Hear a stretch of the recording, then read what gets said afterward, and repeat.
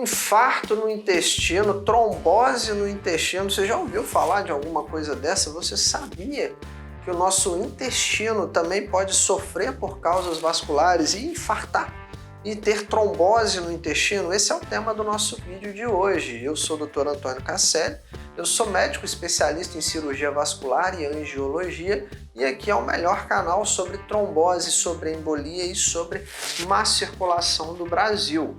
Hoje o nosso tema vai ser a trombose nos intestinos, infarto intestinal. E de antemão, se você nunca ouviu falar, vamos te explicar de forma bem breve como funciona a circulação no intestino. O intestino ele tem artérias e veias. As artérias são aqueles vasos sanguíneos que trazem o sangue que vem do coração para os intestinos. É um sangue cheio de oxigênio e é um sangue que vai nutrir as células, né? Vai fazer as células do intestino, entre aspas, respirar com esse oxigênio. E as veias são aqueles vasos sanguíneos que levam o sangue do intestino para o fígado e do fígado de volta para o coração.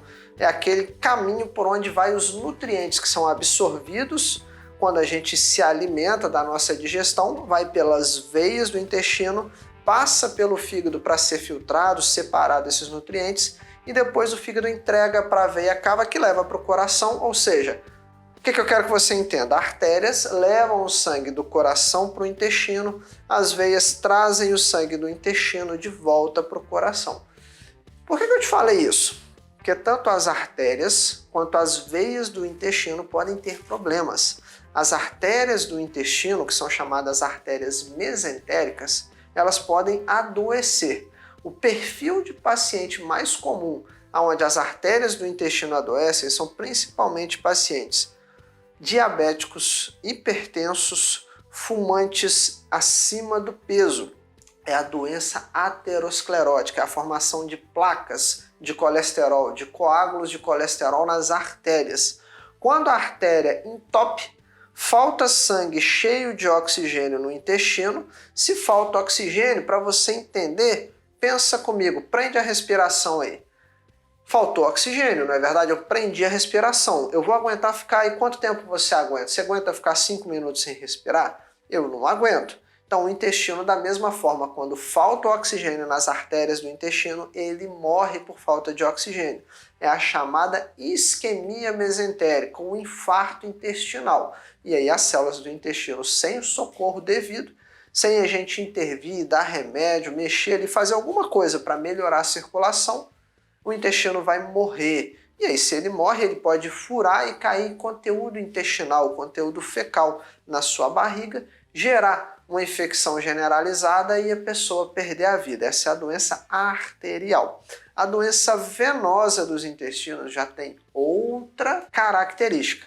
Geralmente ela não está associada à doença arterial, que é a aterosclerose. A doença nas veias do intestino, ela vai impedir o quê? Que o intestino leve aquele sangue que ele acabou de absorver cheio de nutrientes embora. Então vai acumular ali impurezas. Lembra que eu te falei que o sangue passa pelo fígado para ser filtrado, separado as coisas boas das coisas ruins? As coisas ruins o fígado vai jogar de volta no tubo digestivo e a gente vai eliminar nas fezes. E as coisas boas o fígado vai pegar para a gente e entregar para o coração distribuir para o corpo.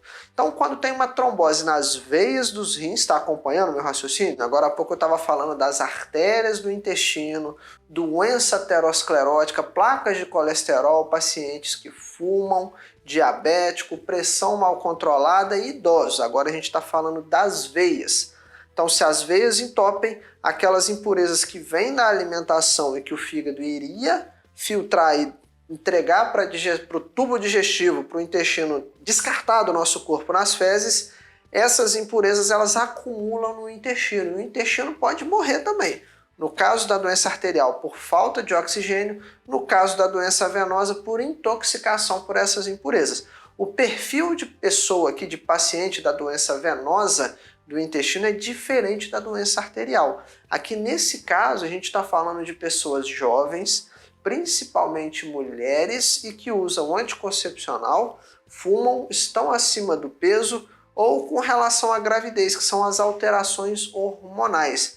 Então, 15% dos casos de isquemia intestinal é por causa de doenças nas veias. Nesses casos, até 50%, 40% a 50% dos pacientes podem ir a óbito. Só que eu quero que você entenda o quê? Que são dois perfis totalmente diferentes.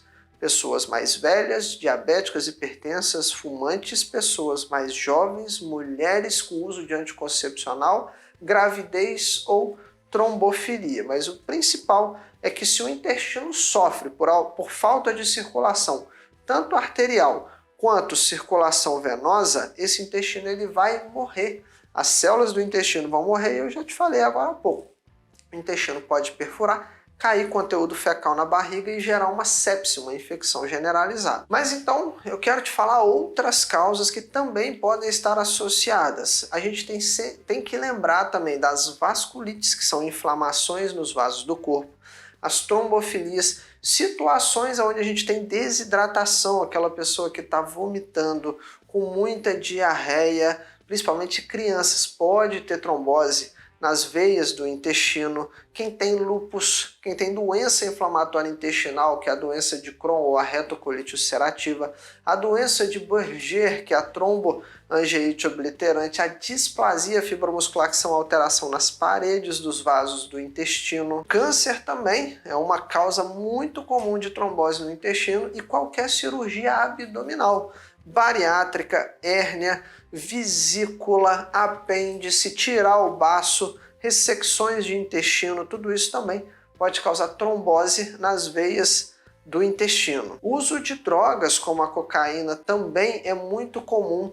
Cirrose, a cirrose é uma causa comum.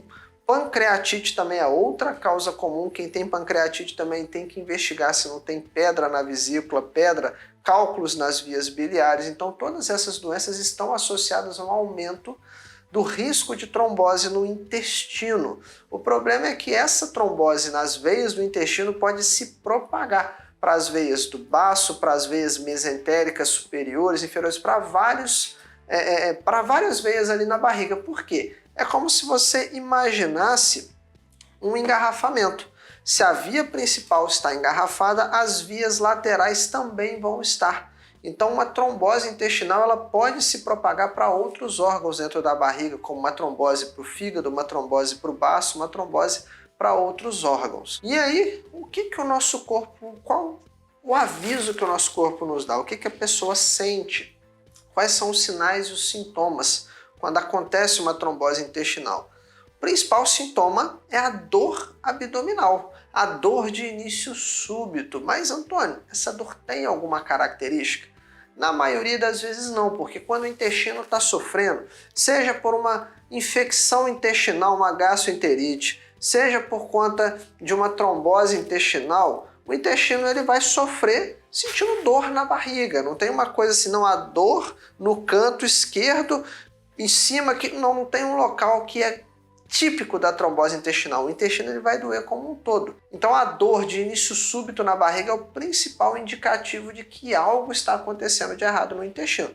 E pode ser várias causas, dentre elas a trombose e a isquemia intestinal é uma das. Uma coisa típica que eu posso te dar de dica é a angina mesentérica. Talvez você já tenha ouvido falar de angina no peito, a dor torácica da pessoa que está infartando. No intestino, quando tem problema nas artérias, também acontece a angina mesentérica, que é o início de uma dor de 1 a 2 horas depois da alimentação. Por quê? Porque o intestino precisa de mais sangue para fazer a digestão e as artérias intestinais estão entupidas por placas de colesterol. Já na trombose venosa dos intestinos, não tem sintomas tão típicos. O que sempre me chamou a atenção dos casos que eu atendi é a dissociação entre a dor da pessoa, que costuma ser muito intensa, e os exames que não são tão alarmantes assim. Isso foi uma coisa que na prática sempre me chamou muito a atenção. Uma dor desproporcional ao exame físico. A pessoa aparentemente está bem, mas sente uma dor excruciante. Então fica aí a dica para você ter atenção. E claro, outros sintomas vêm associados se o intestino funciona mal, não é verdade? A pessoa pode sentir náusea, dificuldade de digestão, que a gente chama de dispepsia, diarreias, vômitos, né? Se a gente pegar a pessoa num caso mais grave, ela já pode estar apresentando sinais de infecção generalizada, como alteração do nível do sensório, do nível de consciência, febre, alteração nos exames de sangue, como aumento das células de defesa dos leucócitos. Então, tudo isso pode acontecer também, vai depender de qual grau eu encontrar aquela pessoa, se ela está no estágio inicial ou se ela está em um estágio mais tardio. Em estados mais avançados pode haver sangramento pelo intestino potencialmente fatal, perfuração do intestino, que a gente vai identificar, por exemplo, com ar fora do intestino, que a gente chama no raio-x de pneumoperitônio, e outras alterações. E o que mais nos preocupa é que em mais de 75% das vezes os pacientes chegam tardiamente. Geralmente eles chegam só depois de 7 a 14 dias do início dos sintomas, porque dor abdominal é uma coisa muito comum, não é verdade?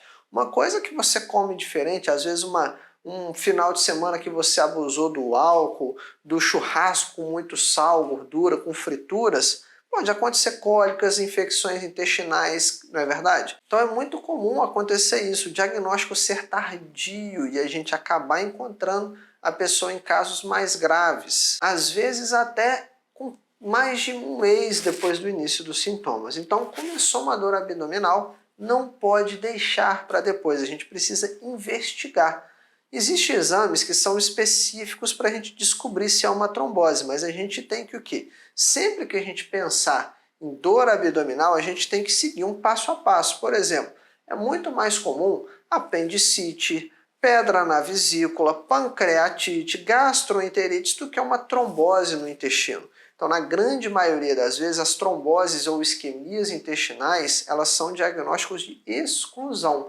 Ou seja, eu já excluí várias coisas, não consegui encontrar, aí eu vou chegar naquela etapa que eu vou pesquisar se de fato está acontecendo uma trombose intestinal. A angiotomografia é o exame que geralmente vai localizar o trombo ou a placa de colesterol dentro das artérias ou das veias intestinais. É aquele exame de tomografia que a pessoa entra dentro daquela máquina, faz um raio-x em tempo real, só que a gente injeta contraste para aparecer toda a circulação do intestino no exame. Depois que eu fechei o diagnóstico, que eu descobri que realmente tem um problema na circulação do intestino, eu preciso tratar, não é verdade? E o tratamento ele vai ser muito amplo, pessoal. Por quê? Porque eu posso pegar uma pessoa em estágio inicial com uma placa nas artérias e ir lá colocar um stent. Eu posso pegar pessoas em estágios tardios já com o intestino perfurado e precisar abrir a barriga dela para resolver o problema. Eu posso, às vezes, encontrar um trombo nas veias do intestino e dar anticoagulantes. Pode ser necessário procedimentos, por exemplo, de injetar remédio para quebrar trombos dentro dos vasos intestinais. Então, o tratamento ele é muito diverso. Tem várias opções de tratamento, vai depender do quê? Do grau da doença que eu encontrar aquela pessoa, como eu te falei, na grande maioria das vezes a pessoa chega já em estágio tardios, e quanto mais demorado é esse tratamento, maior o risco de morte e da pessoa ter problemas como ter que ficar com uma bolsinha, com a colostomia, tá certo? E a estratégia mais inteligente é tratar os fatores de risco, é a pessoa se proteger. E aí já fica o meu convite para você conhecer o protocolo antitrombose, que é o nosso programa avançado, para poder blindar a sua circulação contra a trombose, te proteger contra a má circulação, contra a embolia. E a descrição, na descrição desse vídeo você vai encontrar o link para conhecer o protocolo antitrombose.